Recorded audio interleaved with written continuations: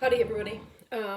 So, in light of not having any lifting videos, which is a drag, you are gonna get a cooking video that we'll call installment number one of Corona 19 Cooking with Claire.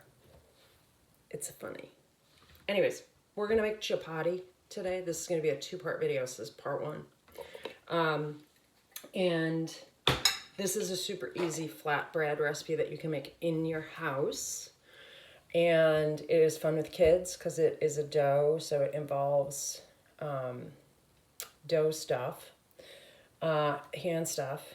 And my hand is purple because I just took some pickled beets out of the fermenter. So it's not some weird ass thing going on with my hand. It's beet juice, which you'll probably see in another episode of COVID-19 Cooking with Claire when we lacto ferment everything in the refrigerator before it goes bad.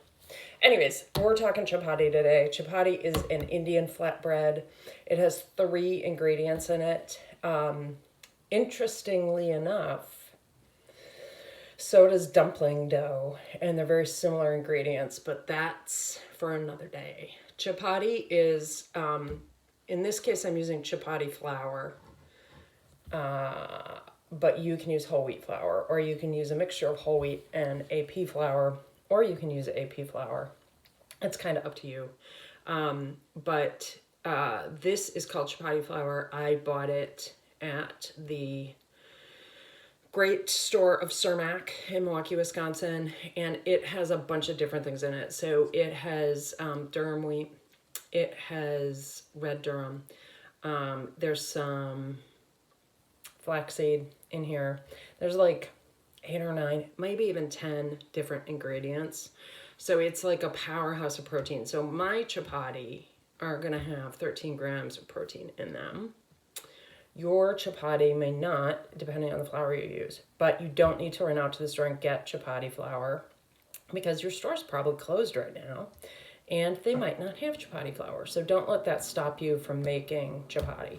So we're gonna make the dough now, and then we're gonna let the dough rest for a half an hour or until I feel like eating these, which is probably gonna be more than a half an hour.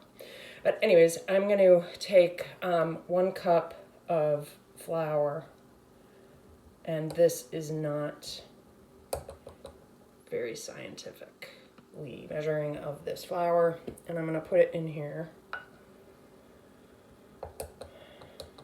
Oop. 1 cup. I lied, there's 4 ingredients. I'm going to put 4 ingredients in here because I'm going to put some salt in here.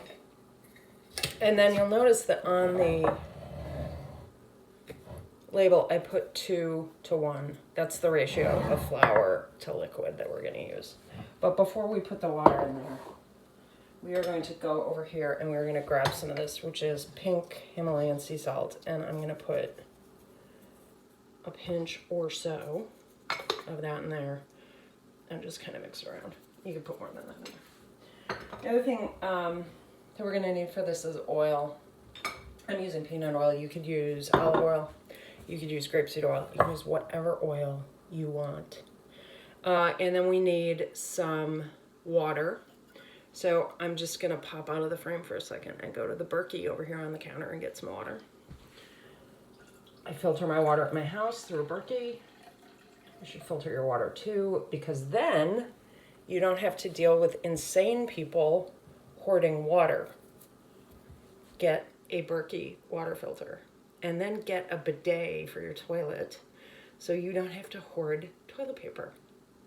Don't hoard anything. There's enough to go around for all of us, says the person who has 50 pounds of cheese in their refrigerator downstairs and 5 cases of beer. I buy it when it's on sale, people. I don't know what to tell you. Stock up. Then you don't have to worry about these things. I didn't have to go buy anything because I had just stock up. Keep the larder full. Okay, so first I'm going to start by mixing this water in with a fork. Some recipes say this water should be lukewarm. Mine's at room temperature because it's in my Berkey water filter. I'm starting this in a bowl because I don't want to make a mess on my counter that I just cleaned. Because I don't have anything else to do except make COVID-19 cooking with Claire videos and clean my house. House is going to be really clean in 2 weeks or a month when I open my gym back up. But that's okay because I'm going to build my own gym. You think about that. All right, clean your fork off. Set that right there. And then I'm not going to turn this out yet. I'm just going to knead it in the bowl. And I'm going to add just a drizzle of oil. I don't know how much that is. Tablespoon maybe? Doesn't matter. Doesn't matter. And this is starting to come together and form a nice little shaggy old ball. Which is good. Like shaggy balls. I meant with dough. Come on. That was funny. I didn't even mean to say that, and that was funny. You guys are getting some classic Claire here today. I hope you all miss me. I miss all of you. It sucks, this homebound thing. Day 3, people, we can do it. We can do it. Stay strong. Okay. I have a shaggy ball. It's fun. Come on. All right, and I'm going to take this out and work it on the counter. It's not the counter, it's my cutting board, which is wood. I got this cutting board in Vermont. Made by a Vermont artisanal, it's not really artisanal, craftsperson named David Glickman, who's married to Susan Glickman, who I knew when I worked at New England Culinary Institute. She was the librarian. I like librarians. My grandma was a librarian. Grandma Jessie, librarian. My first name, Jessica, after Grandma Jessie.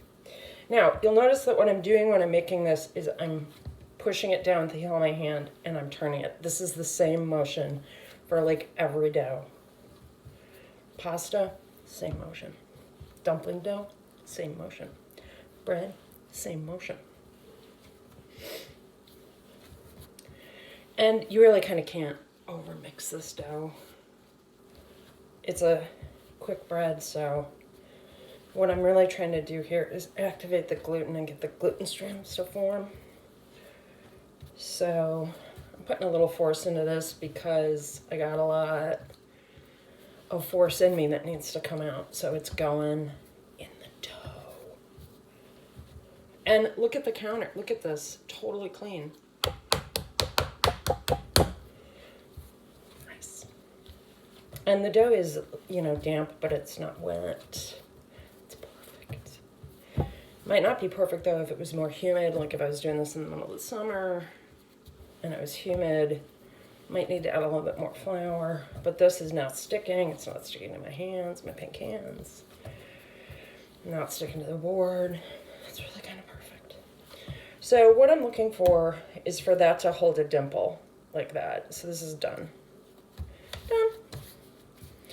You can go longer if you want. Don't stress yourself. Do whatever you want to do. And then I'm going to stick it into this bowl. I'm going to just put a little bit of oil on top of it, because I can. And then I'm going to put some plastic wrap over it. Just a moment, I got to go grab that.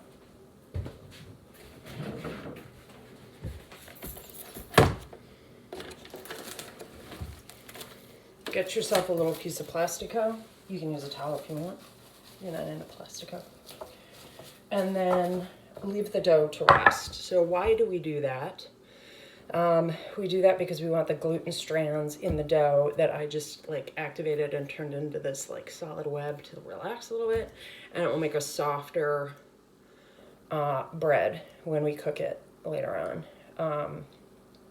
So we're gonna let this rest. Probably, like, I think the recipe is a half an hour, but I'm gonna go have some wine. And that might end up being longer than a half an hour. But this is basically ready. You could also put this in the refrigerator or the freezer and then bring it out and bring it to room temperature when you want it. But I'm going to eat it today. And I'm going to make part 2 of this